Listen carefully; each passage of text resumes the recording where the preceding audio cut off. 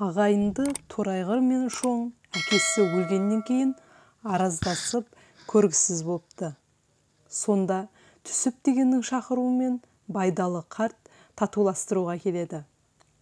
Байдалы Шоңның ағасы Торайғырға былай дейді: Торайғыр мен Шоңбысың мақтап жүрген, бар білгенің осыма сақтап жүрген.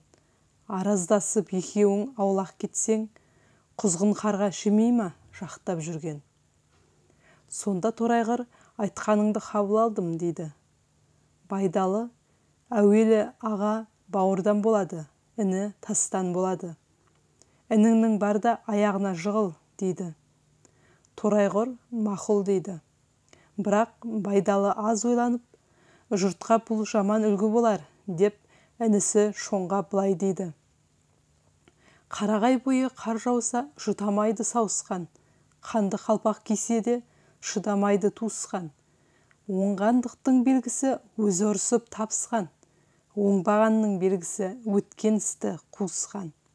Сонда інісі Шоң ағасы Торайғырдың ел тұрмай ертемен үйіне келіп, түндігін ашып, шәугімін асып жатқанда, Торайғыр төсектен басын көтеріп алып, ет жүрегі езіліп, інісі Шоңға: Жақсы кісі ақылымен тәуір болады, мінезі қорғасындай ауыр болады.